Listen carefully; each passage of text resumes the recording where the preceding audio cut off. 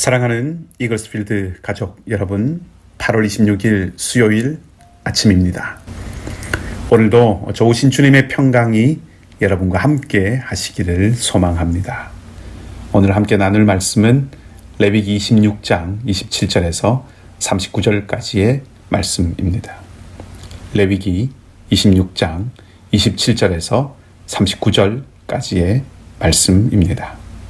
제가 본문을 읽겠습니다.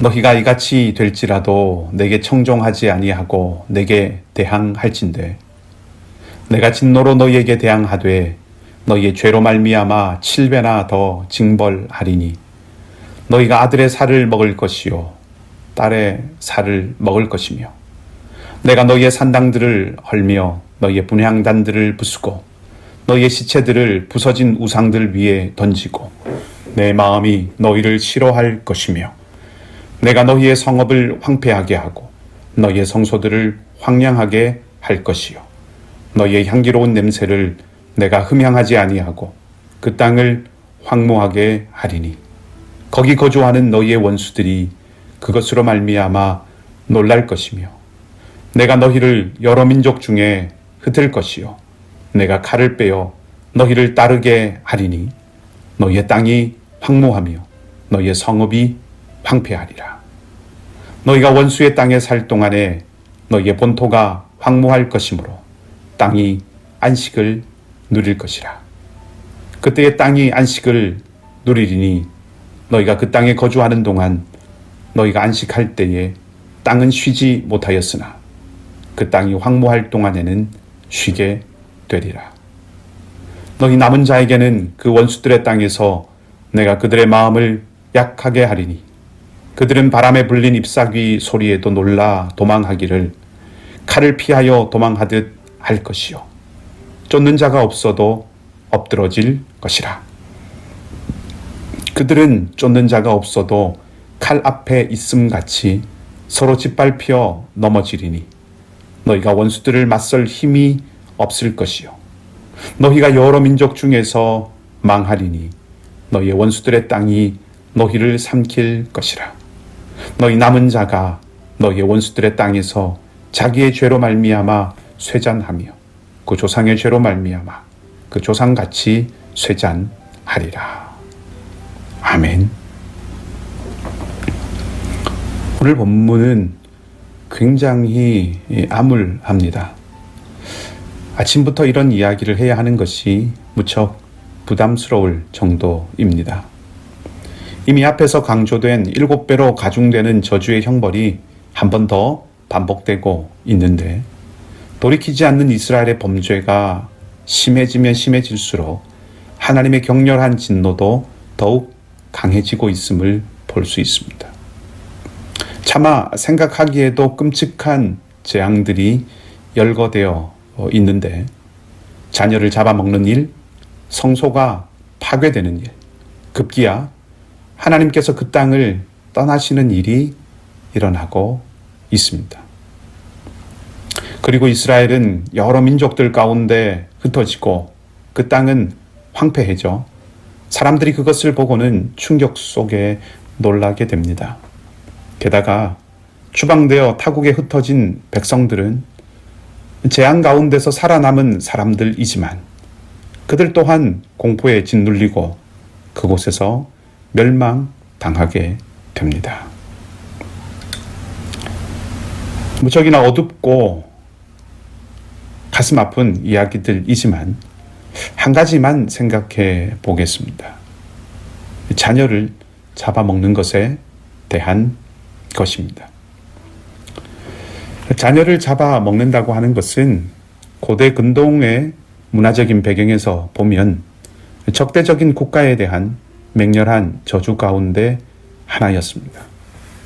먹을 것이 없는 극렬한 궁핍함 속에서 적들이 서로 잡아먹을 뿐 아니라 그들의 피부로 옷을 지어 입을 것이라고 하는 그런 저주가 꽤나 등장하는 것을 역사 속에서 볼 수 있습니다. 하나님께서 그러한 재앙을 말씀하신다고 하는 것은 지금 이스라엘을 적대적인 국가로 여기고 있다는 것이고, 그만큼 하나님의 분노가 맹렬하고 극렬하다고 하는 것을 생각하게 합니다. 이런 일은 결코 일어나서는 안 될 일이지만 안타깝게도 이런 끔찍한 저주가 실상 이 이스라엘의 역사에서 성취되었다고 하는 것을 열왕기하 6장 말씀을 통해서 발견하게 되지요. 자녀들이 부모에 의해서 잡아먹힌다고 하는 것은 물론 실제로도 결코 일어나서는 안 되는 일이지만 사실 그것이 상징해주고 있는 바가 상당히 의미가 있는 끔찍한 일입니다. 아이들은 미래의 희망, 곧 미래이지요.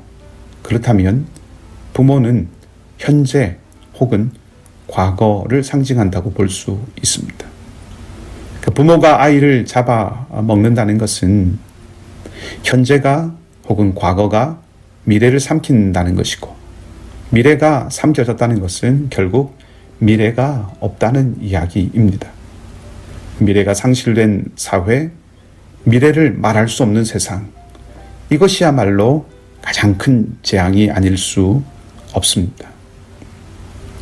그런 측면에서 생각해 보면 오늘 레위기 본문이 1차적으로는 앞선 세대와 다음 세대에 대한 이야기를 하고 있는 것은 분명 아닙니다만은 미래를 잃어버린다라고 하는 그런 측면에서, 또 미래를 잃어버리는 것이 재앙이다라고 하는 측면에서 본문을 생각하면 부모로 상징되는 앞선 세대가 다음 세대와 미래를 향한 자리를 마련하고 펼쳐주어야 할 책임과 사명을 가진 자들이다라고 하는 것을 다시 생각해 보게 합니다. 이 말은 자녀 세대를 위해서, 다음 세대를 위해서 앞선 세대가 무조건적으로 희생하고 또 헌신해야 한다는 의미가 아니라 그 다음 세대가 미래를 생각하고 꿈꿀 수 있도록 그 장을 마련해 주어야 한다는 의미입니다. 알렉산더 대왕에 대한 이런 일화가 전해져 오고 있습니다. 알렉산더 대왕이 어렸을 때에 아버지인 이 필리포스가 계속해서 전쟁에 나갈 때마다 이기고, 그래서 점점 그 영토가 확장되었습니다. 알렉산더는 이것을 걱정했다는 것이죠. 나중에 자기가 왕이 되었을 때 더 이상 정복할 땅이 없어질까 봐 걱정을 했다는 것입니다.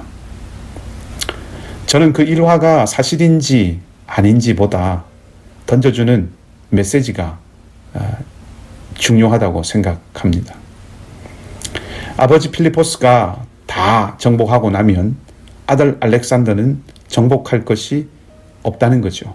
말하자면 다음 세대를 위한 여지를 앞선 세대가 만들어주지 않으면 미래는 없다는 메시지를 저는 그 일화에서 읽어낼 수 있다고 봅니다. 이것은 가정도, 교회도, 사회도, 국가도 모두 마찬가지입니다. 다음 세대가 함께하고 다음 세대가 감당하도록 여지를 주고 다음 세대에게 책임을 지워주는 그런 노력들이 앞선 세대에게 필요하고, 그것이 앞선 세대에서 다음 세대로 좋은 전통이 이어지고 역사가 이어져가는 중요한 토대가 된다 하는 것입니다. 그러면 다음 세대가 함께하고 또 다음 세대가 감당할 수 있도록 여지를 준다고 하는 것은 어떤 의미일까요? 우리는 무엇을 할 수 있을까요? 가정이나 교회 공동체적으로 볼 때 그것은 늘 우리의 기도 제목 안에 다음 세대가 들어있게 하는 것을 의미하기도 하고, 우리가 결정하는 많은 일들에 다음 세대를 염두에 두고 결정하고 가늠하고 진행하는 그러한 태도를 갖는 것을 의미하기도 합니다. 또 다음 세대를 공동체의 명실상부한 일원으로, 또 자기 몫을 감당할 수 있는 성인이 되도록 격려하고 존중하는 그런 마음을 품는 것뿐만 아니라 그것을 표현하는 것도 의미한다고 생각합니다. 바울 사도는 차세대 지도자인 디모데에게 복음의 일을 감당할 또 다른 충성된 사람을 세우고 그들에게 그 일을 부탁하라고 했습니다. 그러면 그 충성된 사람들이 또 다른 사람들에게 부탁하게 되리라고 말합니다. 앞선 세대에서 다음 세대로, 한 사람에게서 또 다른 사람에게로, 이것이 하나님 나라를 이어가고 세워가는 방식입니다. 죄의 사슬을 끊어내야 하지만 은혜의 체인은 이어져야 하고, 악의 고리는 끊어내야 하지만 복음의 고리는 이어져 가야 하는 것입니다. 비록 오늘 본문은 다음 세대를 삼키게 된다는 재앙의 말씀이지만 그런 일들이 우리 안에 되풀이되지 않을 수 있도록 지혜롭게 우리의 길들을 찾아가는 은혜가 우리 공동체 안에 있기를 바랍니다.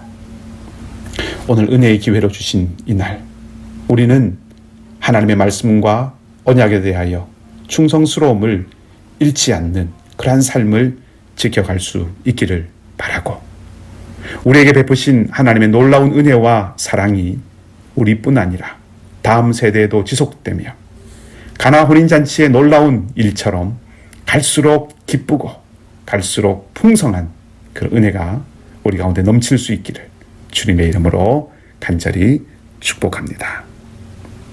함께 기도하십시다. 아버지 하나님, 신실하지 못한 우리를 향해서 신실하시고 믿었지 못한 우리를 향해서 변함없으신 은혜에 감사를 드립니다.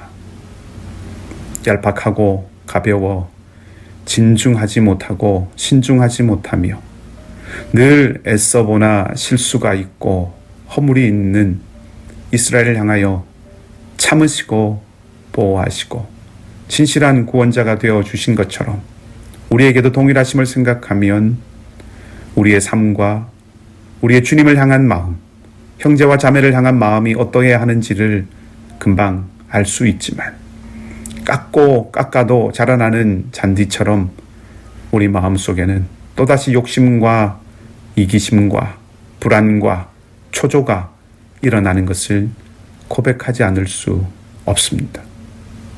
반석이고 바위가 되시는 주님, 변함없는 그 주님처럼 변함없이 주님을 바라게 하시고, 하나님이 우리의 삶에 허락하시는 것은 우리가 생각하고 기대하는 것과는 비교할 수 없이 놀라운 은혜와 사랑임을 망각하지 않고 살아가게 하여 주시옵소서.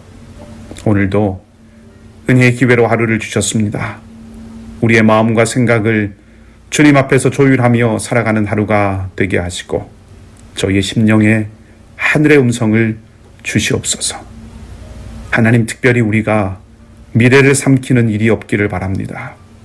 우리에게 지혜를 주시고 너른 마음을 주셔서 우리 다음 세대를 향하여, 미래를 향하여 길을 열어가는 은혜가 있게 하여 주시옵소서. 연약한 우리 형제와 자매들을 기억해 주시고 주님의 사랑과 은혜가 그 모든 자리에 함께해 주시옵소서. 오늘 하루의 삶을 온전히 주께 맡겨드리며 좋으신 주님 예수 그리스도 이름으로 기도하옵나이다. 아멘. 각자 기도하시고 오늘도 믿음으로 승리하는 귀한 하루가 되시기를 바랍니다.